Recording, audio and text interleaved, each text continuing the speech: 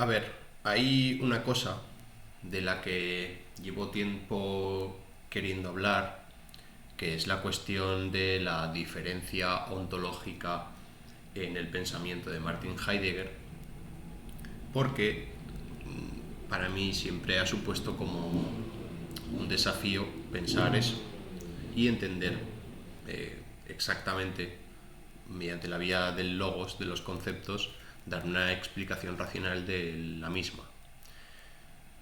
Más o menos sé por dónde va. Tampoco ese es el tema de este vídeo, porque aunque es verdad que Heidegger la nombra, es una cuestión que siempre trata de pegar patadas hacia adelante, ir posponiéndola, la definición justamente de la diferencia ontológica, de la diferencia entre ser y ente, y nunca llega a definirla en general. Lo que está claro es que la diferencia ontológica funciona de acuerdo con el objeto de estudio. Es decir, Heidegger lo que hace es ejercitar la diferencia ontológica con la historia de la filosofía. ¿Vale? Pero en el sentido de que en toda determinación hay un horizonte de sentido, que sería el ser, que sería, digamos, esa realidad en la que se enmarca el ente, ese contexto significativo de mundo en el que se dan las cosas. Y por otro lado tendríamos el ente, que ya habría que discutir la cuestión de la existencia, etcétera, ¿no? Entonces, obviamente la diferencia ontológica es una cuestión que tiene que ver con lo que se denomina en filosofía metafísica, ontología o filosofía primera, siguiendo el hilo de la metafísica aristotélica.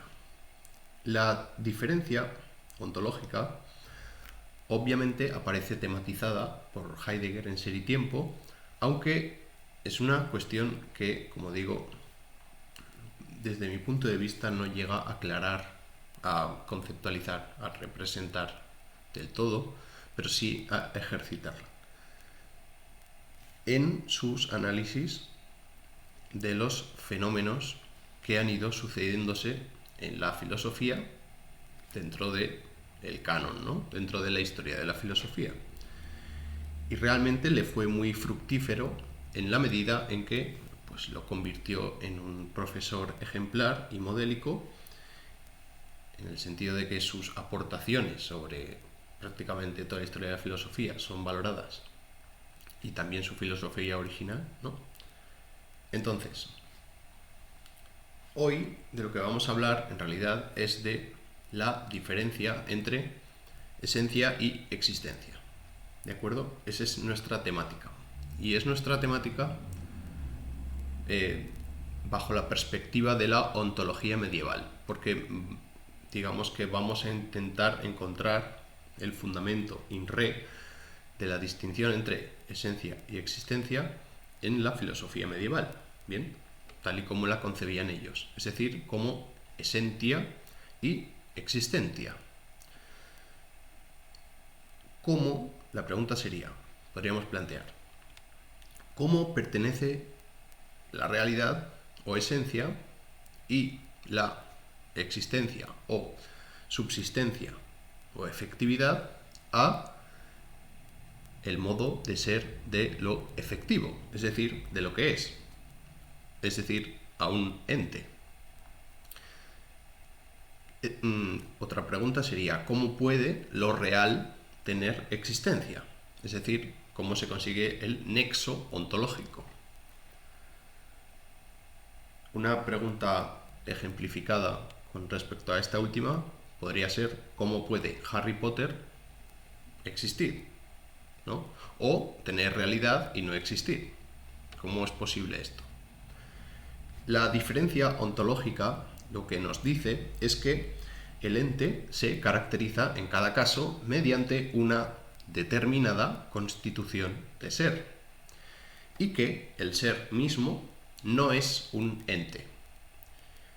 No hay diferencia ontológica, por lo tanto, entre la esencia y la existencia, porque ambas pertenecen a el terreno del ser. Ninguna de ellas es un ente, sino que pertenecen a la estructura de ser, es decir, a su modo de ser. Esto está relacionado con la manera que tiene el Dasein, obviamente, de articular el ser en su constitución esencial. Como digo, vamos a centrarnos en la ontología medieval. Entonces, lo que hace Heidegger en el curso, les dejaré la referencia bibliográfica en la descripción. Suárez, en la Disputatio 4, viene a decir que el ens rationis es el ser ideal, que es precisamente el objeto de estudio de la metafísica. Supongamos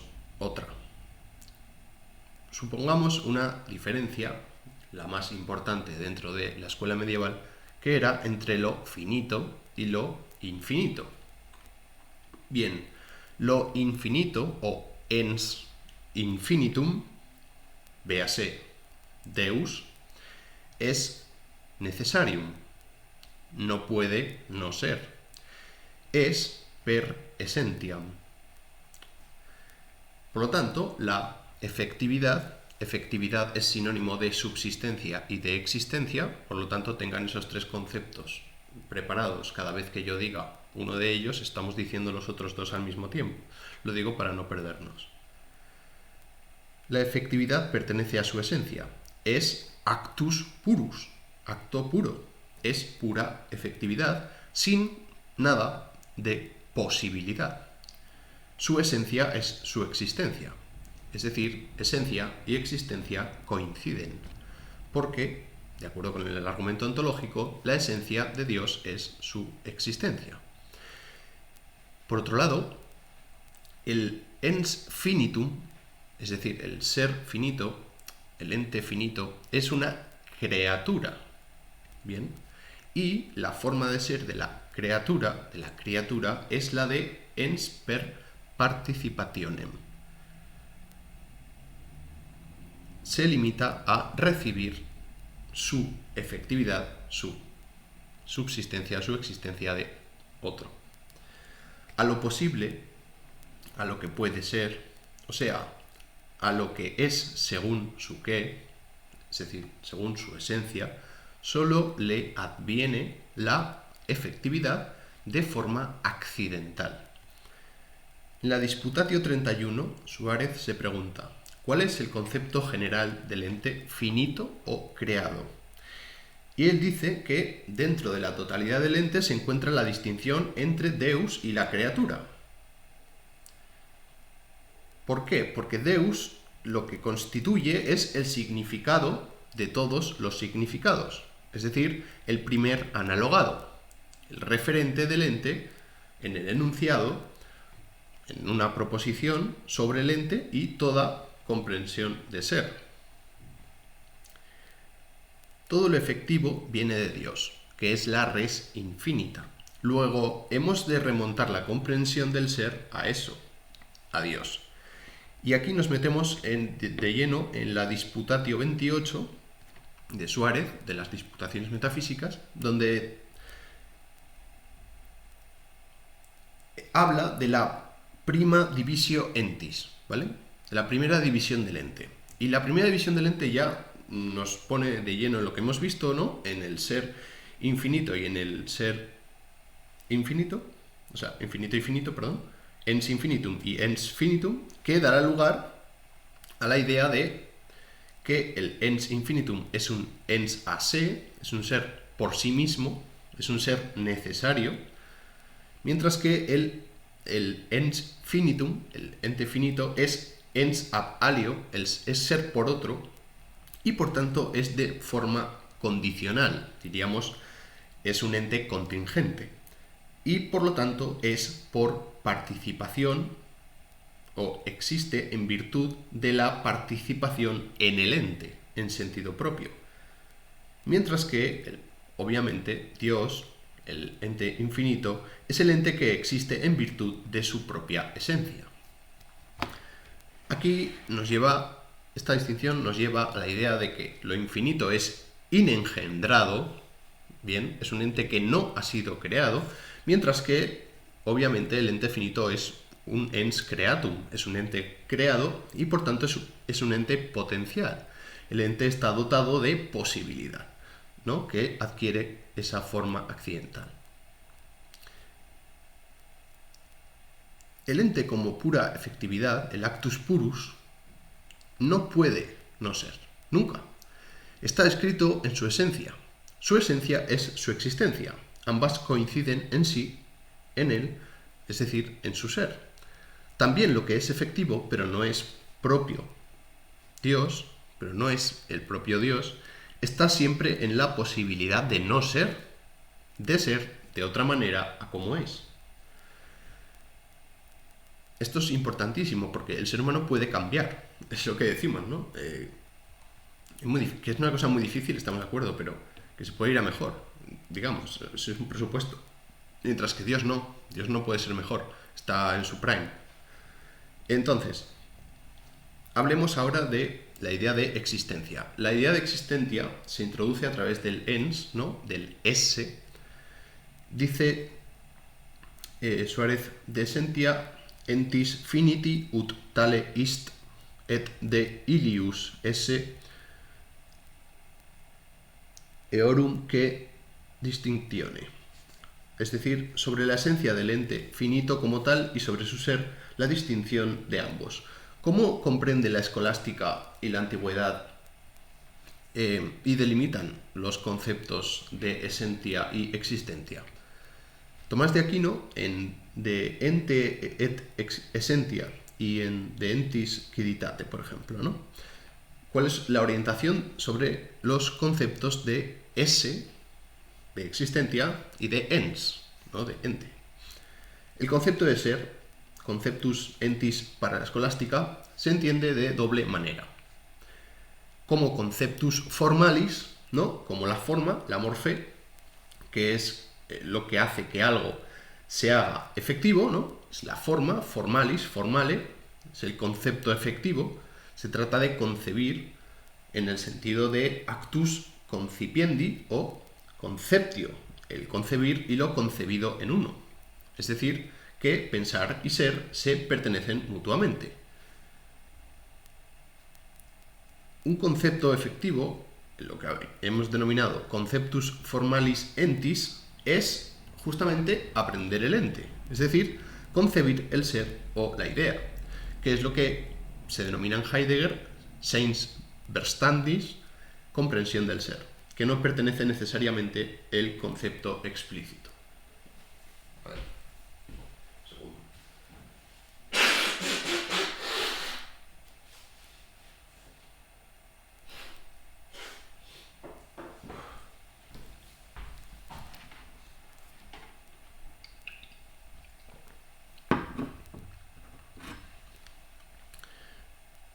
Supongo que hasta aquí no habrá ninguna pregunta, por suerte.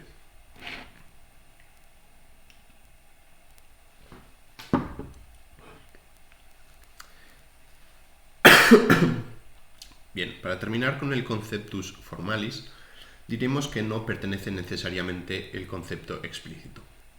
Por otro lado, el concepto de ser se entiende de la segunda manera, como conceptus objectivus entis.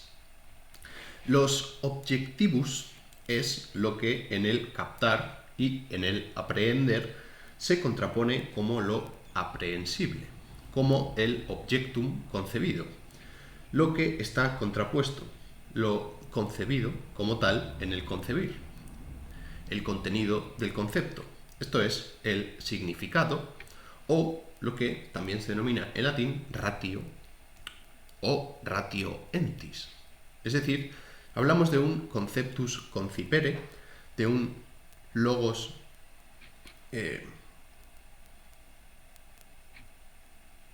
usías, hablamos del concepto de ser, la ratio o el intentio intellecta o intentum intellectum, a lo que tiende la intención conceptual. Tanto para Tomás como para Suárez, el objeto de la ontología general es el conceptus objectivus entis, el concepto objetivo de ente. Lo universal, por lo tanto, es el ente como tal. El significado de ser en general, tomado en su abstracción más completa, independiente de toda referencia a cualquier ente determinado. Este concepto de ser es entis como la ratio abstractissima et simplicissima. Definiri non potest. Es el concepto más general y más vacío indefinible. Se trata de lo más vacío y simple, lo más indeterminado, inmediato y simple. Esto es aquí y ahora, lo inmediato e indeterminado, digamos. Toda definición debe situar lo que ha de definirse en una determinación superior, pero si no puedo ir más allá del ser, porque ya no hay más pasos ontológicos, podríamos decir, o posibles en el conocimiento, pues entonces el ser supone un límite. Justamente, ¿no? Por ejemplo, la mesa es un objeto de uso. Un objeto de uso es algo subsistente. Algo subsistente es un ente. Y el ente le pertenece al ser. Y el ser, bueno, pues es que es el presupuesto en toda determinación del ente. Por eso el ser no es un género, o no puede ser definido. Es como la idea de bien en Platón. Supone el último escalón, ya no se puede subir más. Es la fuente de la que emana todo. Si no, pierde sentido el sistema, ¿no? O el modelo. Del ser solo podemos, dice Suárez, declarare per descriptionem aliquam, esclarecer el ser mediante cierta descripción. Y dice que ens en el uso significa ente, que es obviamente el participio de sum, en latín, de existo o de soy. Ens significa a X le corresponde la subsistencia, la efectividad. Pero también puede ser entendido como nominaliter, binominis, como nomen, es decir, como aquello que tiene una determinada realidad, el hecho de existir, es decir, el existente mismo, el ente, la res. Y a todo ente le pertenece ser una res, es decir, a todo ente le pertenece tener una cierta constitución quiritativa, esto es, ser algo, en mi mundo, podríamos decir, ¿no? Así pues, como participio, ens expresa que el ente está determinado a través de un modo del ser. Y aquí se subraya el momento de la existencia. Y en segundo lugar, el significado nominal, que es el momento de la res o de la esentia. Ens y res, ente y cosa, no significan lo mismo, pero son convertibles. Todo lo que es ens y res, es decir, tiene ser y tiene ser como esto o aquello. La res es essentia realis o esentia, esencia dotada de contenido, la quiridad, ¿no? La constitución quiritativa. Es decir, lo que constituye la realitas de todo ente. El concepto de realidad o esentia o constitución quiritativa, lo que los escolásticos denominaban la quiritas, hace referencia al quid, quia est id per quod respondemus ad questionem quid sit res.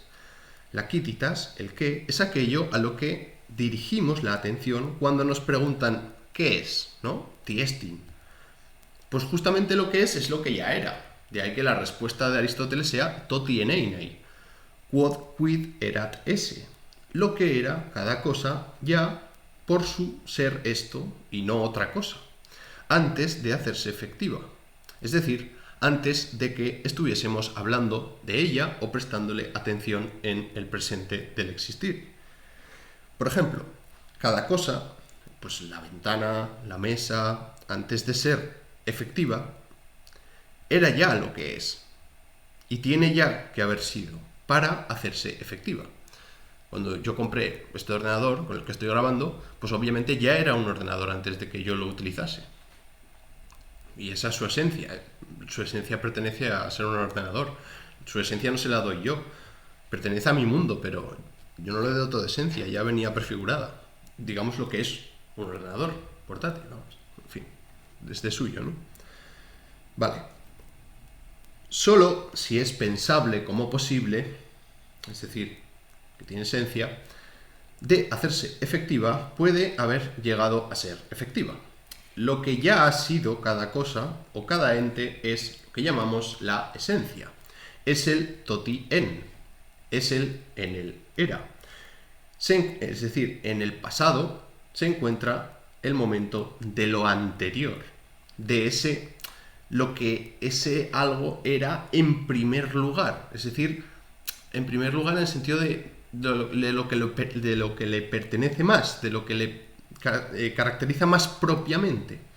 Es lo principal es en la res, en la cosa, aquello que es la cosa en función solo de su esencia, es decir, de su definición, ¿vale? Entonces, la definitio, la idea del horismos griego, que lo que hace es dotar de determinación y diferenciación neta a un ente frente a todas las demás cosas, y que justamente en esa delimitación de algo, en ese recortamiento de la realidad con respecto a su conceptualidad, ahí está lo que es lo que se llama figura, la Gestalt, ¿no? Digamos su separabilidad con respecto al mundo en general. O sea, cómo tú vas situando las cosas que hay en tu, digamos, contexto, en tu mundo circundante, ¿no? Como le llama Heidegger. Obviamente, la definición determinada, la perfectio, ¿no? La certitudo, es la forma, justamente, la morfé, ¿no? Y la morfé es aquello que viene dado por el horismos, por la definición, que es lo que constituye la figura de un ente, como hemos dicho. Claro, cuando hemos hablado de figura, de Gestalt, inmediatamente nos tiene que venir a la cabeza la idea de eidos, ¿no? Es decir, de aquello que es visto. Entonces, aquello que es visto en tu presente, en tu existir, en tu vivir cotidiano, ya tiene una forma prefigurada, obviamente con una finalidad que es estar a tu disposición. O sea, todos los productos humanos giran en torno a eso, a la dominación de la mano, a través de la técnica, buscar el bienestar. Entonces, esencia o esencia es también natura, es physis. Es justamente, cuando hablamos de esencia, en el sentido de la naturaleza de las cosas. O el ser humano tiene una naturaleza de tipo malvado, por ejemplo. Pues ahí hablamos de la esencia del ser humano, ¿no? De lo que le caracteriza en tanto que ser humano, de su definición, de sus determinaciones conceptuales, de las explicaciones que podamos dar acerca del respecto de lo que eso es. Esto es lo más radical, obviamente. Intenta buscar la raíz que determina y prefija las propiedades y actividades de la cosa. La esencia o esentia es aquello que es pensado propiamente en el ese, en el ser de un ente, si es captado en su efectividad, es decir, en su usía. Entonces, lo que llamábamos constitución quititativa tiene muchos nombres, ¿vale? Se ha llamado quititas o quitidad, quod quid erat esse, que es el fesen, ¿vale? El totieneine que hablábamos antes. La definitio o definición, horismos, forma, figura, aspecto, morfé, eidos, natura, como la fuente, realidad y essentia realis. Entonces, todos estos conceptos vienen a señalar esa parte del ser y tiene su fundamento, todas estas diferenciaciones, en las concepciones básicas de la interpretación de la esencia es decir, de la interpretación del ser de un ente en general. Definamos ahora la existencia. Existentia, es decir, ese o existere, es algo más originario. Parece que queda opacado porque se dan como evidente de suyo.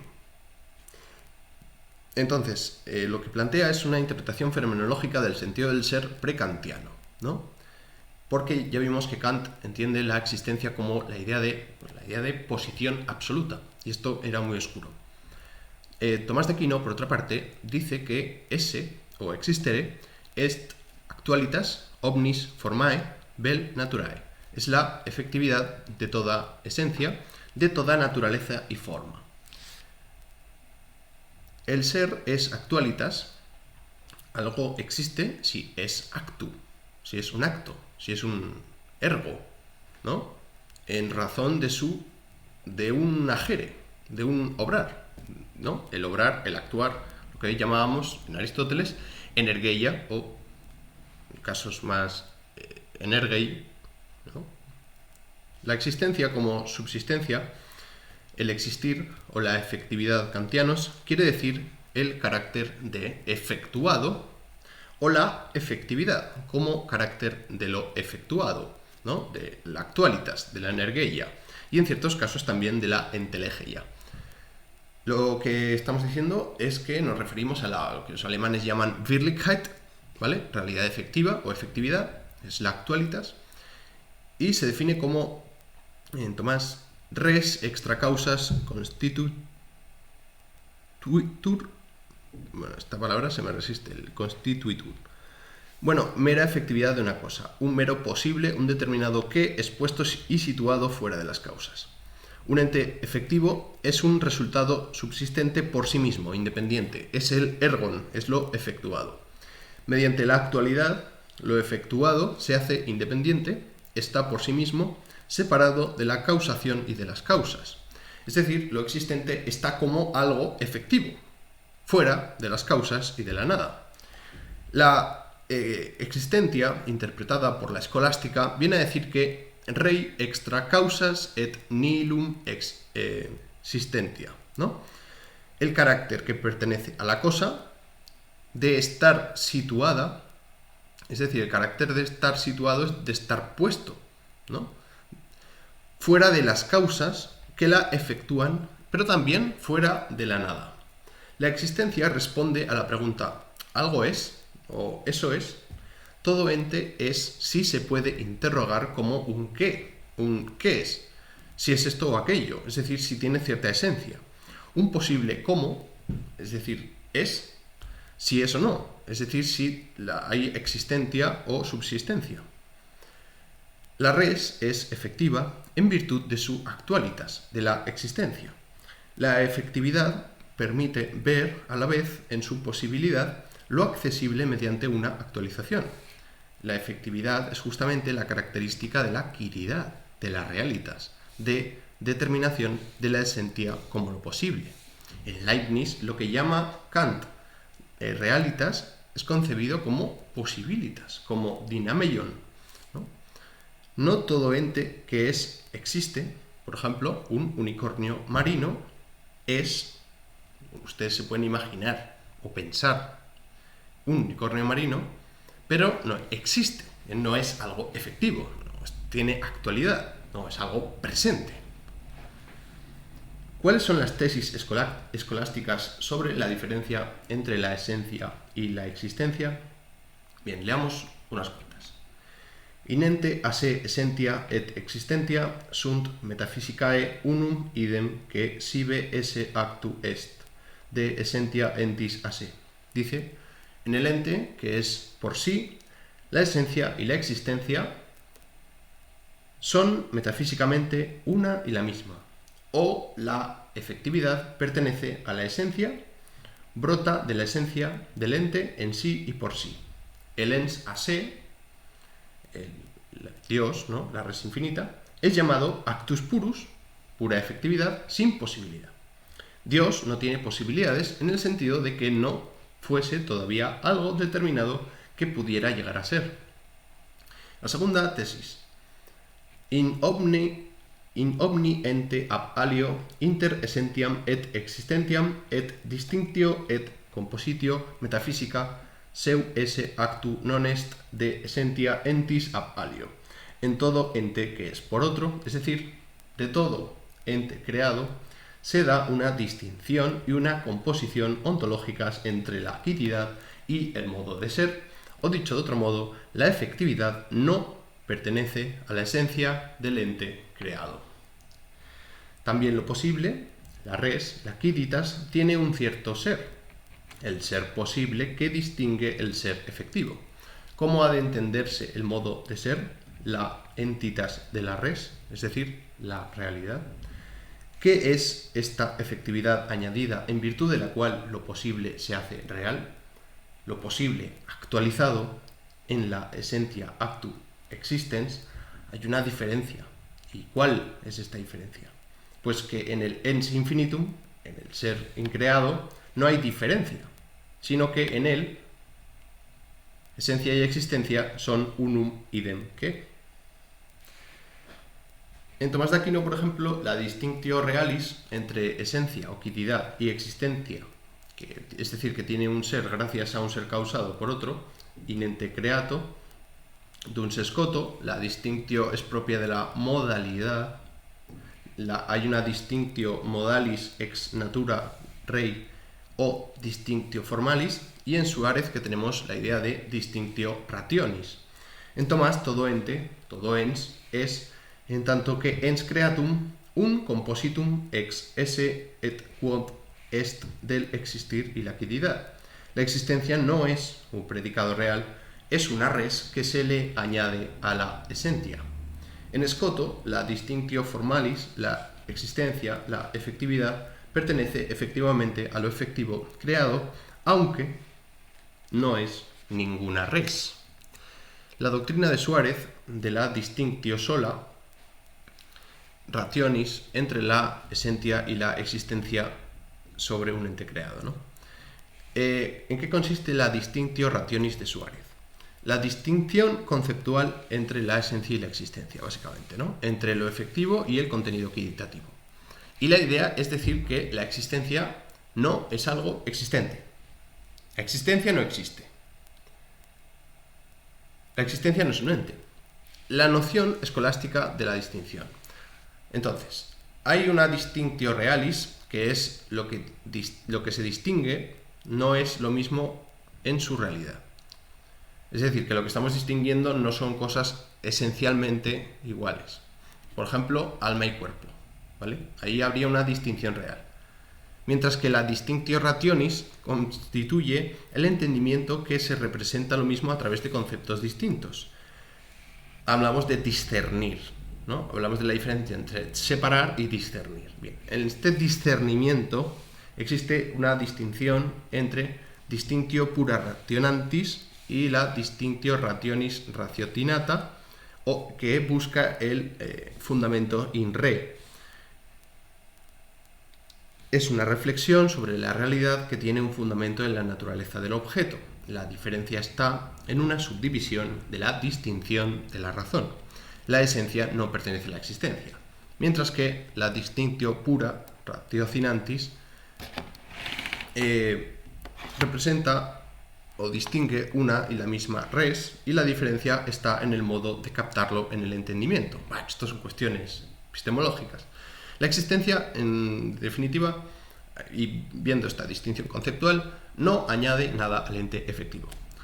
Tanto gar eis anthropos kai on anthropos kai ouch heteron ti debi, bueno, como existentia nihil adit rei seu essentiae actuali, es decir, por ejemplo, salgamos de dudas, ¿no? Que la existencia nada añade al que efectivo, es decir, que la existencia no es algo que se añade a la cosa, que no es algo, que no es una usía, porque es lo mismo decir un hombre que un hombre existente, que es la misma idea de Kant de los taleros, ¿vale? Del dinero, de 100 posibles, 100 reales.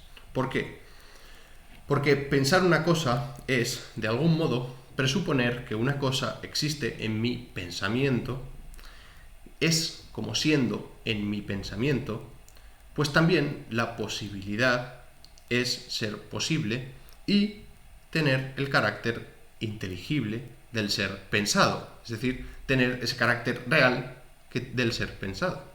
Cuando digo pienso a la vez, de algún modo, el ser en cuanto es pensado, Suárez señala cómo en todo lo pensado, sea efectivo o posible, puede pensarse a la vez el ser. Para el propio ser o existir, la existencia no añade nada. Suárez se adentra en el modo de ser de lo posible en general, esto es, en el modo de ser de la quiridad, de la esentia, priusquam, adeo, producatur, es decir, antes de la creación, el ser en potencia, ser no tiene propiamente ser. Realmente el ser en potencia no es una realidad, no son, pero tampoco son nada absolutamente. Aquello que en cierto sentido, o en este sentido, es nada, como las puras posibilidades respecto de su ser, a ese tampoco nada puede añadírsele en la actualización. Por contra, la esencia de la actualización consiste en que la esencia llega a ser captada en un cierto sentido como siendo. Es decir, que hay una potencia objetiva en la relación con un ente que puede pensar tales cosas. Captar lo posible, no real, como por ejemplo la ficción, es una capacidad intelectual humana que pertenece o que parece tener su importancia en este contexto. Lo posible, cuando se crea, cuando llega a ser, cuando es efectivo, no pierde ni abandona ningún otro modo de ser. Recibe por vez primera el ser.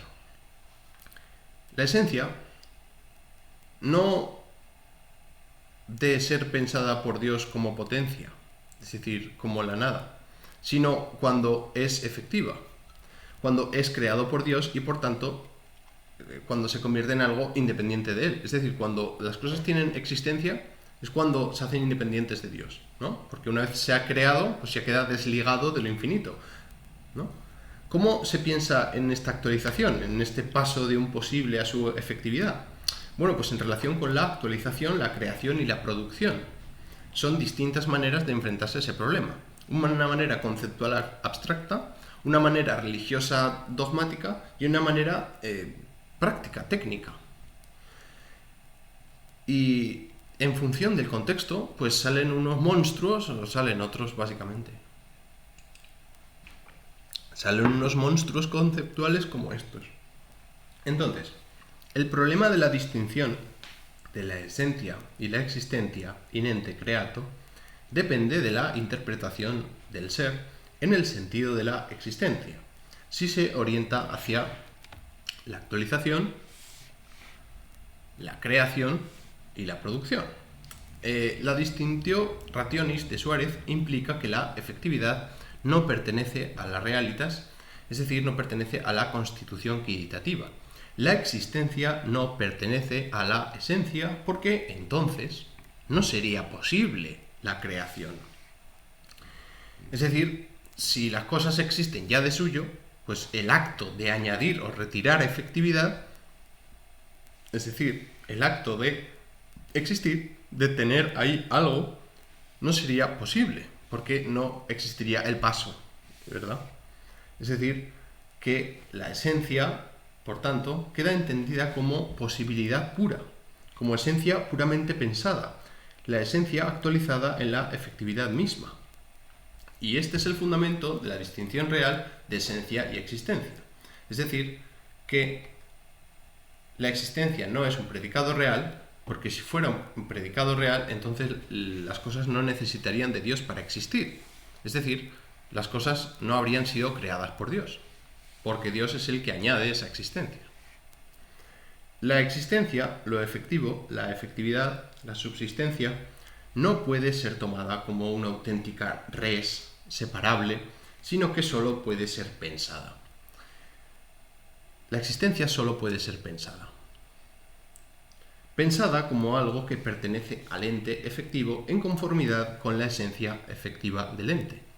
a la esencia actualizada, pero no a la esencia pensada como tal. La esencia actualizada, aunque no sea real, la existencia pertenece al ente efectivo mismo, no con la facultad cognoscitiva como pasaba en Kant. ¿De dónde surgen los conceptos de existencia y esencia o quididad? ¿Cuál es el origen de los conceptos de esencia y existencia? ¿Por qué la existencia se entiende como efectuarse y efectividad? ¿Por qué la interpretación de la existencia gira en torno al agere, al agens, no a la energei, a la ergaxestein? ¿Cuál es el origen de la estructura ontológica o la realidad? Es decir, ¿cuál es el origen de la idea del horizonte de comprensión de los entes? La existencia, entendida como actualitas, permite un actuar de un sujeto indeterminado. Lo subsistente está referido a algo delante de la mano, por lo que es manejable. También la interpretación aparentemente objetiva del ser como actualidad se refiere al sujeto o a la relación con nuestro Dasein que crea o que es productivo. Hay, por lo tanto, una cierta referencia al comportamiento productivo, creador del Dasein, tanto en la escolástica como en, sobre todo y fundamentalmente, Aristóteles. Y aquí, en este contexto, en el contexto de la producción, sí que se hace comprensible la idea de esencia en su perfectamente, frente al comportamiento aprehensivo o percipiente del experimentar que manejaba Kant. La explicación natural de la existencia en la Edad Media consiste en que la efectividad de lo efectivo se da y se define en lo dado, pero no pertenece a ningún predicado quiditativo, abstracto respecto de su efectividad o no. La efectividad es algo absoluto en sí mismo, no es una relación con alguna otra. Lo efectivo se hace tal sin ser ello mismo nada efectivo, gracias justamente a la efectividad, al hecho de que no es un ente. La existencia no es algo creado, sino quid concreatum. Es algo concreado a la vez con la creación de algo creado. Es una dispositio entis. Fijaos cómo ya empieza a aparecer la idea de posición, ¿no? Dispositio, pero en otro sentido. La existencia no es una res, pero tampoco es nada. Lo efectivo se interpreta recurriendo a la efectuación de lo subsistente delante de la mano, en tanto que manejable. Tener ante la mano lo subsistente, en tanto que producido mediante una producción, en tanto que lo efectivo mediante una efectuación. Hay una actualitas, una energeia. La esencia existe en la perspectiva del producir algo. Es decir, la constitución quiditativa del ente depende o está en la concepción productiva del ser, es decir, en su comportamiento productor. Lo que determina en el ente su constitución quiditativa es su figura, ¿verdad? Su gestalt, que es la intuición sensorial. Básicamente es la toma que adquiere, la figura que toma o adquiere esto o aquello, y que le hace ser esto o aquello. Lo primero son las figuras espaciales, ¿no? Uno lo primero que aprende es pues todo el triángulo, el cuadrado, el círculo y todo este tipo de formas o figuras que conforman un aspecto, tienen una forma impresa, una forma característica total en un ser en la que cabe descubrir lo que es o de qué se trata, ¿no? Pues cuando un niño ya sabe separar el cuadrado del triángulo del círculo, pues digamos que ya se ha apropiado del aspecto, del eidos, de la idea, obviamente del producir y de lo producido, que es básicamente su constitución quiditativa, en lo que consiste ser un círculo. En la filosofía griega, el aspecto fundamenta la morfé, porque la perspectiva es la de la producción. Lo formado es una configuración. Por ejemplo, el alfarero toma un vaso con arcilla. Lo que hace es formar, darle forma a un vaso con arcilla, tomando como guía y medida una figura considerada como modelo. Esto es lo que llamamos eidos o idea. justamente la figura, el aspecto anticipado de la cosa, que ha de configurarse y recibir la forma. El alfarero ya tiene en su cabeza... No, sí, vamos a decirlo así, vamos a ver si me sale bien. El alfarero ya tiene en su cabeza el vaso que va a realizar. Es decir, tiene el futuro en su presente, que al mismo tiempo es su pasado, porque claro, él depende de los vasos que ha visto, de la forma de vaso que ya ha percibido previamente. Entonces como que hay una especie de transmisión. ¿Se ve la dirección temporal? Vale.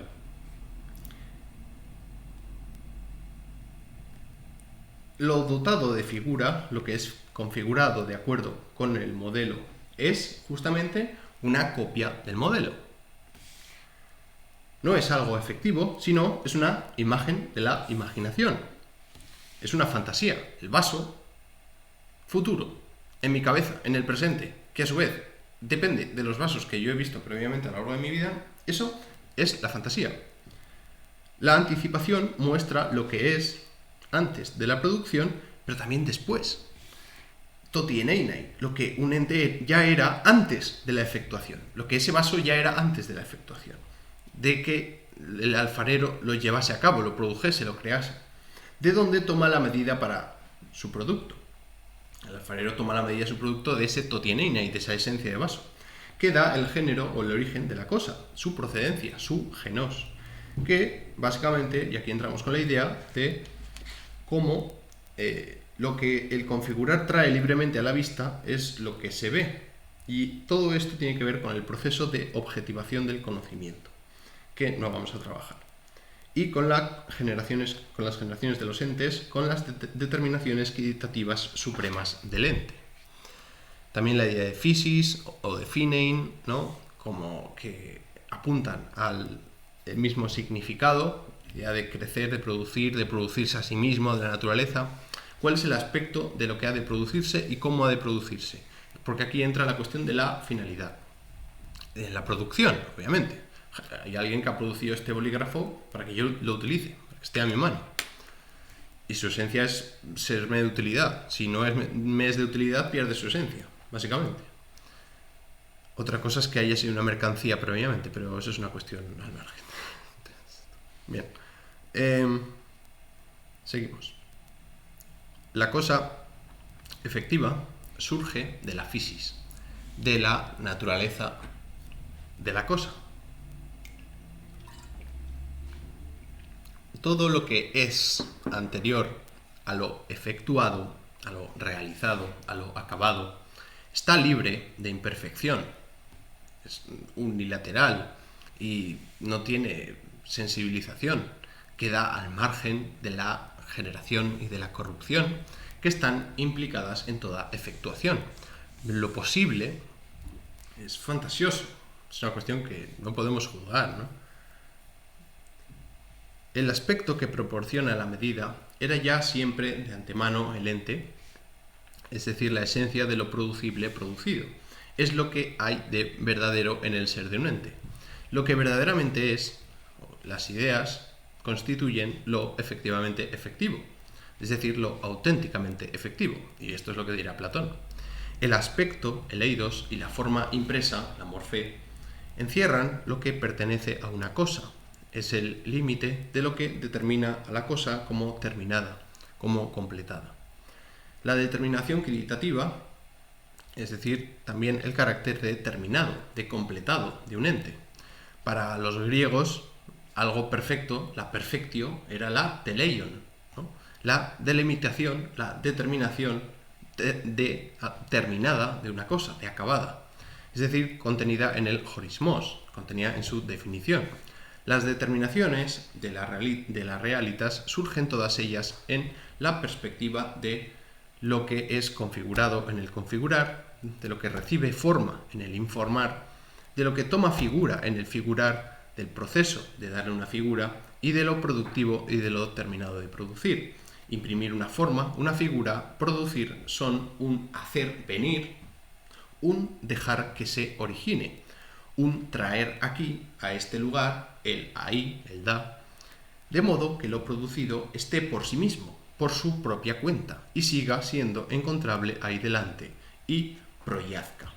Esto es lo que justamente los griegos llamaban hypokaimenon, lo que subyace o lo que proyace.